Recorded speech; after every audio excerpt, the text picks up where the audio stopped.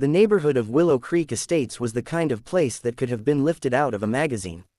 Every lawn was neatly trimmed, flower beds bloomed in an organized chaos of colors, and the driveways gleamed with fresh coats of paint.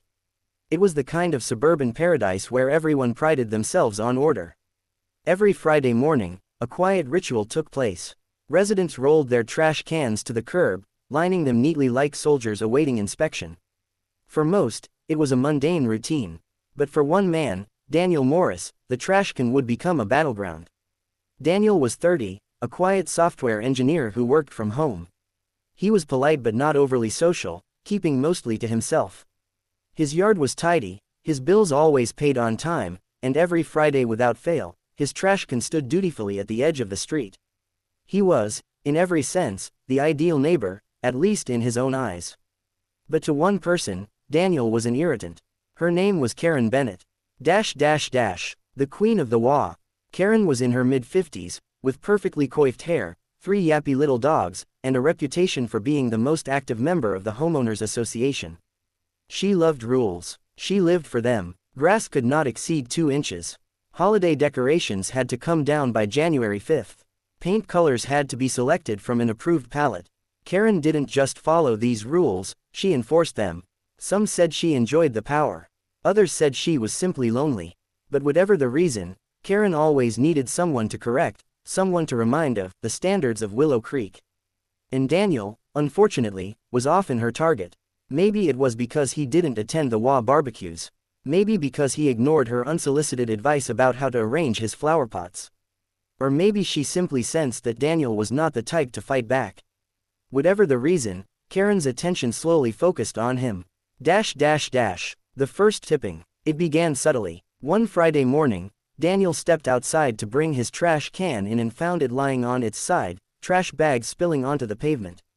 He frowned, picked it up, and thought nothing of it. Perhaps the wind had knocked it over. The next week, it happened again. By the 3rd week, Daniel began to feel suspicious. The can was heavy, the bags were full. A normal gust of wind couldn't have pushed it over. Then, on the 5th week, he saw it with his own eyes. Standing by his living room window with a mug of coffee, Daniel watched Karen walk her 3 dogs down the street. She stopped at his trash can, glanced around to make sure no one was looking, and then, without hesitation, pushed it over. The dogs barked as if cheering her on. Daniel nearly spilled his coffee. The confrontation. Later that day, he walked over to Karen, who was watering her meticulously arranged roses. "Karen," he began, forcing calm into his voice, "I think someone's been knocking over my trash can." Karen smiled sweetly, the kind of smile that never reached her eyes. "Oh, how strange. Perhaps you should buy a sturdier one. The wind can be very strong here." "There wasn't any wind this morning," Daniel said firmly. Karen's eyes glinted. "Maybe you're imagining things, Daniel." And with that, she turned back to her flowers, dismissing him completely. Daniel clenched his fists but said nothing more. Deep down, he knew she was lying.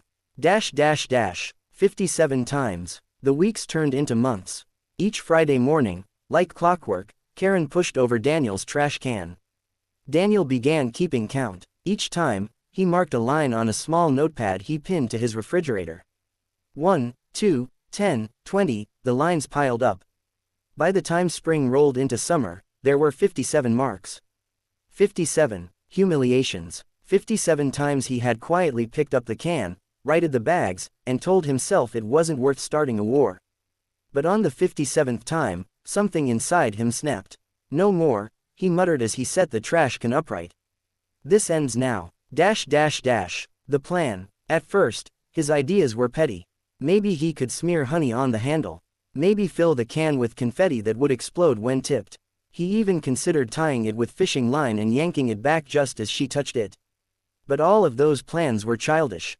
They would make him look like the villain if things escalated.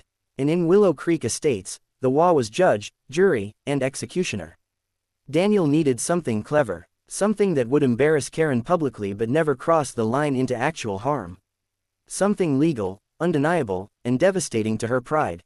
That's when he remembered a college project from years ago, a simple mechanical trap triggered by pressure. With a few modifications, it could be perfect. Building the trap. The next weekend, Daniel drove to a hardware store in a neighboring town, not wanting anyone from the neighborhood to see what he was buying.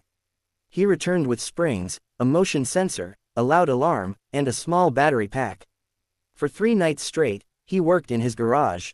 He modified his trash can, installing the springs so that if tipped, it would immediately snap back upright. He attached the motion sensor to an alarm, so the moment the can was struck or moved unnaturally, a shrieking siren would pierce the air. His first test was clumsy, the can flew backward and nearly hit his car. The second was better but still unstable. On the third attempt, it worked like a charm. The can tipped, rebounded gracefully into place, and the alarm screamed like a banshee. Daniel laughed aloud, the sound echoing through the garage. "Perfect," he whispered. "Absolutely perfect. The Friday showdown. Friday morning arrived with the usual suburban calm. Children hurried to school buses, sprinklers hissed across lawns, and neighbors exchanged polite greetings. Daniel placed his newly fortified trash can at the curb with deliberate care, then retreated inside to his living room window. His heart pounded. Weeks of frustration had built up to this moment. And then he saw her. Karen, striding confidently with her 3 dogs, her nose tilted upward as if she owned the street. She approached his house, slowed, and, just as always, looked around to ensure no one was watching. But someone was. Daniel held his breath as she reached out, placed her hand on the can, and shoved. Crack! The springs snapped. The can popped back upright like a jack in the box. Wah! The alarm wailed, loud and merciless, echoing through the quiet street. Karen jumped back, her dogs yelping in panic. She nearly dropped their leashes.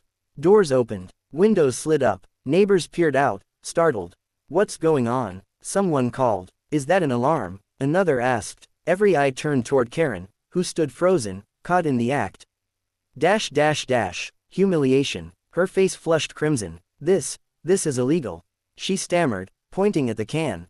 "This violates WA regulations." But the neighbors weren't listening to her excuses. They were laughing, some openly, some behind their hands. For months they had noticed Daniel's can mysteriously falling over, but no one had ever said anything. Now, the culprit was revealed beyond doubt. Karen waved her arms, shouting about bylaws and safety hazards, but it was too late. The siren still blared, her dogs barked uncontrollably, and the entire block was watching. Then Daniel stepped outside. He didn't shout, he didn't gloat, he simply walked over, pressed a small switch to silence the alarm, and looked Karen directly in the eye. "Karen," he said calmly, "this trash can is for garbage, not for games. If you touch it again, the alarm will go off every time. And everyone will know. Not me, not the wind, you." Karen opened her mouth, then closed it. For once, she had nothing to say. Pulling her dogs sharply by their leashes, she turned on her heel and stormed down the street. The aftermath. Life in Willow Creek Estates changed after that. No one touched Daniel's trash can again. It stood each Friday, tall and unbothered, the most respected trash can in the neighborhood. Neighbors congratulated him quietly. Some chuckled as they passed, muttering things like, "Brilliant idea," or, "That was the best thing I've seen all year." Daniel only smiled modestly. He didn't need to boast. His victory had been loud enough for everyone to hear. As for Karen, she never mentioned the incident. She still attended WA meetings, still barked orders about lawns and decorations, but she never so much as glanced at Daniel's trash can again. When she walked her dogs past his house, her eyes stayed fixed straight ahead, her cheeks faintly pink. On Daniel's refrigerator, the 57 tally marks remained, but no new ones were ever added. The lesson. Over time, the story became legend in Willow Creek. New residents were told about the time Karen Bennett, Queen of the WA, had been defeated not with anger or confrontation, but with cleverness and patience. Daniel himself reflected often on the experience. For months, he had endured in silence, convincing himself that tolerance was the higher path. But he had learned that unchecked bullying only encouraged more of the same. The true victory wasn't in shouting back or escalating, but in finding a solution that exposed the truth plainly and left no room for denial. Karen had trapped herself in her own pettiness. All he had done was give her a mirror. And every Friday morning, when Daniel rolled his can to the curb, he couldn't help but smile at the faint echo of that alarm in his memory. The sound of justice served. Star moral. Those who deliberately torment others eventually fall victim to their own arrogance. True strength lies not in retaliation, but in patience, wit, and timing.